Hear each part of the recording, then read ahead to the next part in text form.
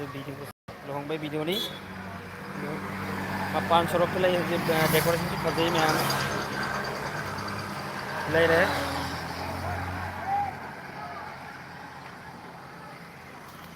मसांग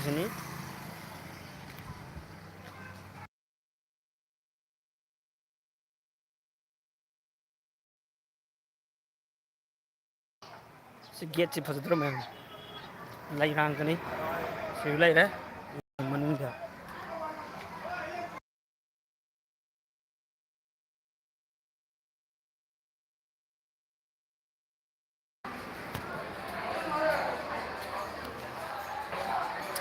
सोने चंगा हो जाएगी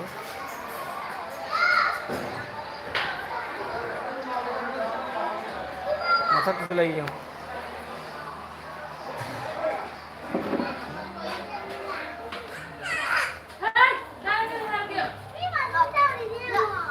मथक डेकोरेशन तौरी येंसी मैम हम ले हदू खराब थोड़ा जाके hey nang kari ki halli kari ni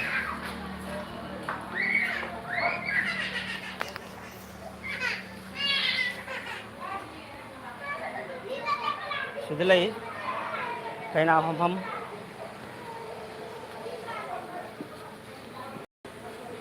si kaina pham ni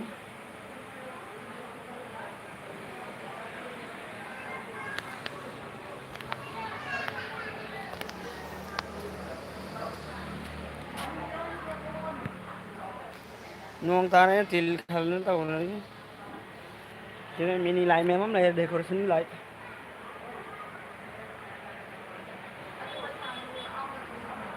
noise nó khal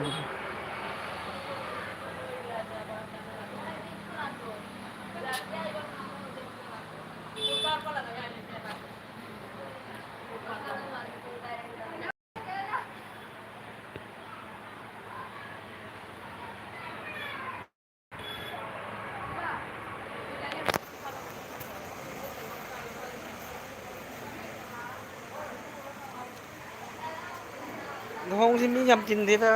nungdang til ka ni monjiti mi yam lakte si makha si thong thak ko tawri mi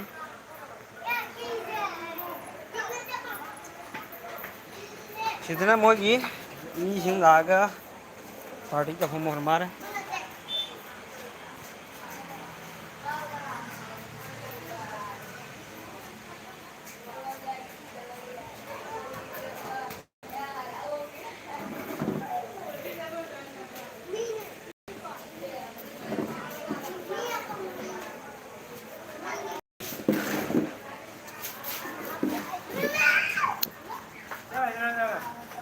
hai rồi Linda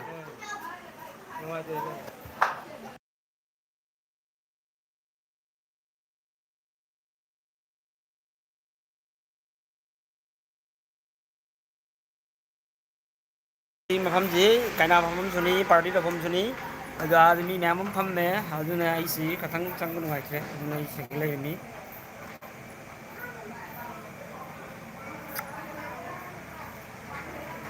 nong dang wadi phasa ka mi he na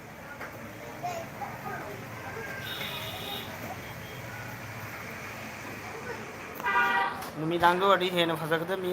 dang wa dra ngan bani na lighting di kano si su mangan si thok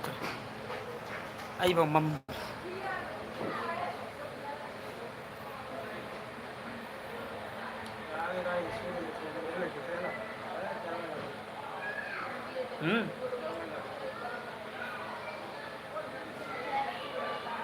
lakani ra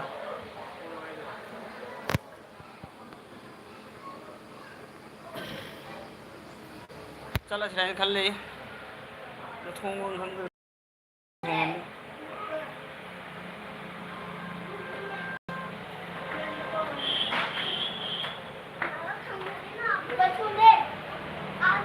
qua xong sẽ luồng em đây hủy hay điệt kia sabian lên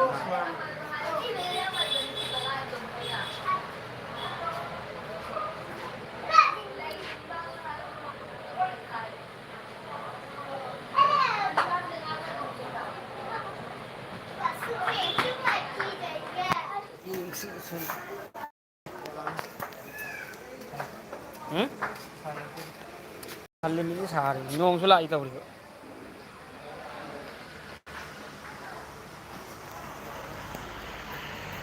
농술라 이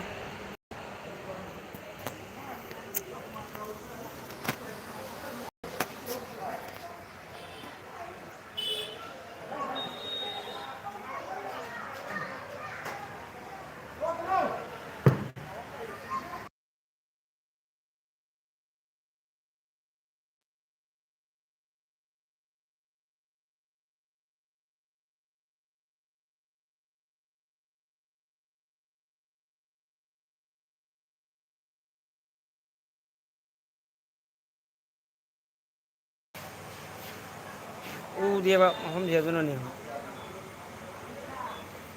인강을 우죠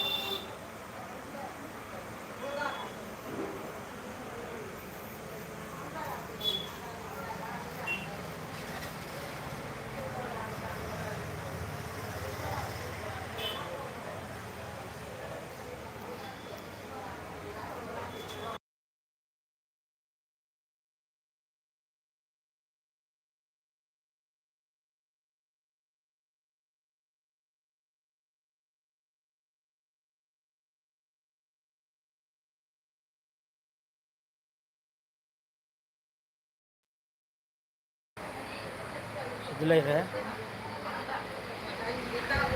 kana lại mà nằng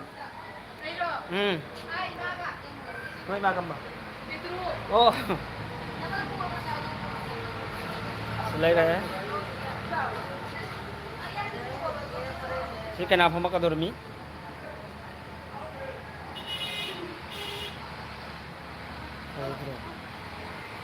काम से फंसा तुम जाओ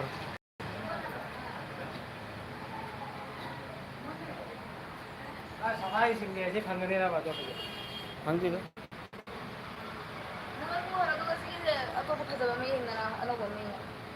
क्या दौरा है बस मुझे पड़े मुझे कुछ तो नहीं बता दिया लागे लागे कर लागे ठीक है कोई रहा कुबा सुमोई खंगी देना कहना से सोफा से पाम रहा है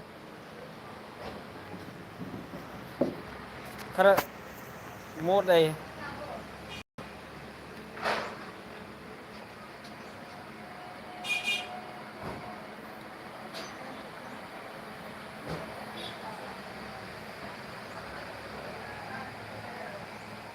कहना हम जी कोई सिले रहे कहना हम जी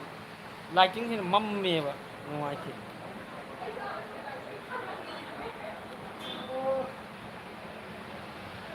मैम लाइक एंड सब्सक्राइब तो वीडियो ट्राई करेंगे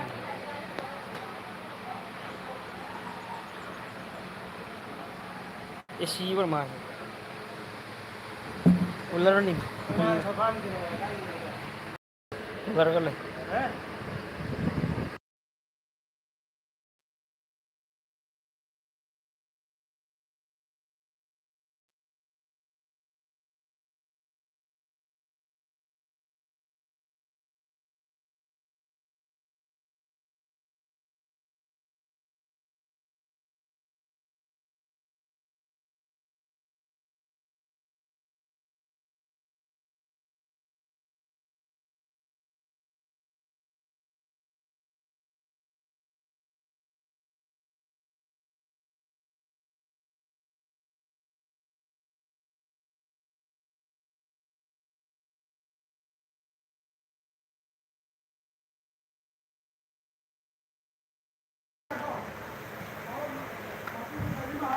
hai rồi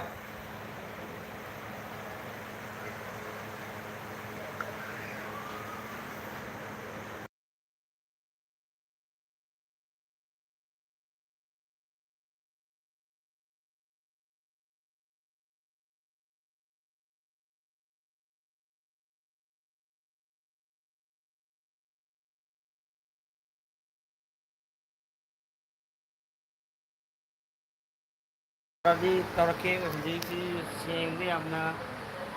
nangge yum du salo hige Khơi lồng mấy quả cả chú bố xin đi quả xuống riêng không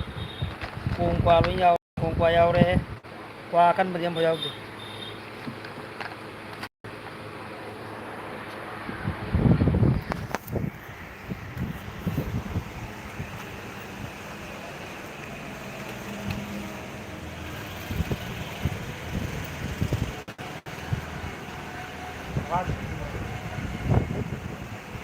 masih yang sa gitu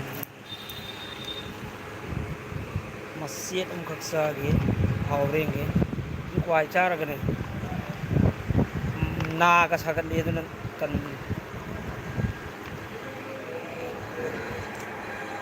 nungdang sih lah kadang mesti kuai orang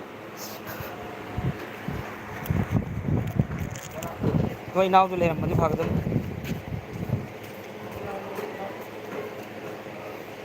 इथेम ले मधी फाने यार बा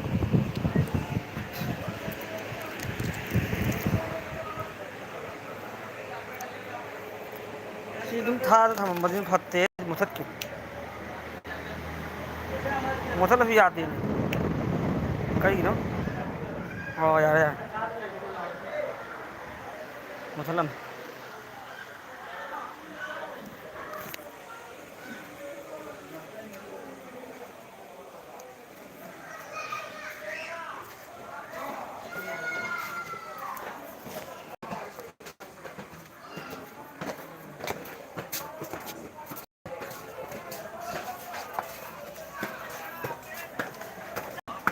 mau si biling muthत तो teacher मी कोई सोम काखला मी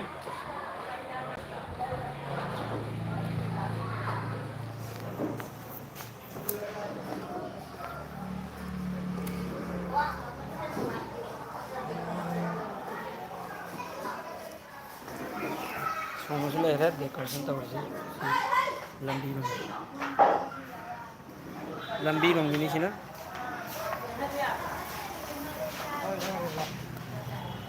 कोई ना चल से यूं चल रो कहा लागे कोई हम लाके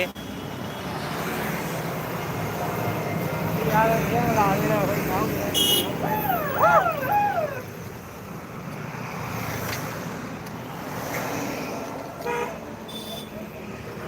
गाड़ी में भांग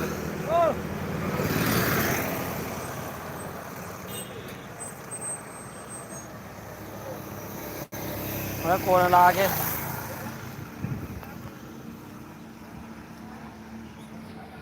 कोई कार है मुझे ले रहे थे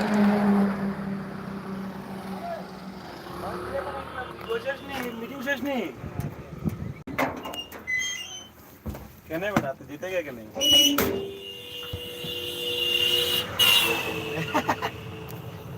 तो गाड़ी से जाओ रहे हैं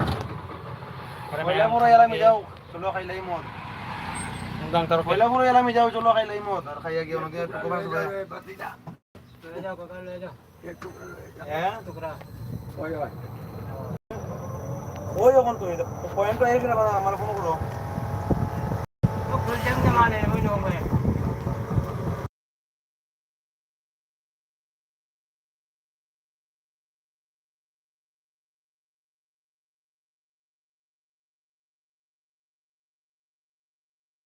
गाड़ी इतनी मुझे आगे गिरे लागू फिर मोटा के मंत्री कैसे कि नहीं भाई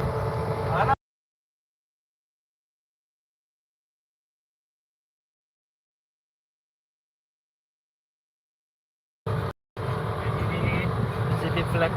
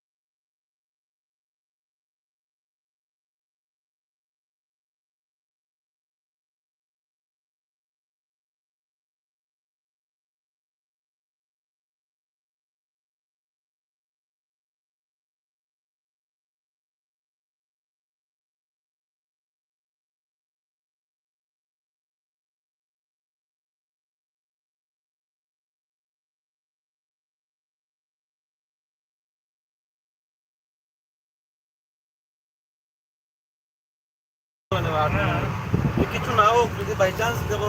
আরে मैं আমাকে বাই চান্সের কোনো লাইসেন্স নাই আর আমার বানাই দেবো দোষী মুখে আমার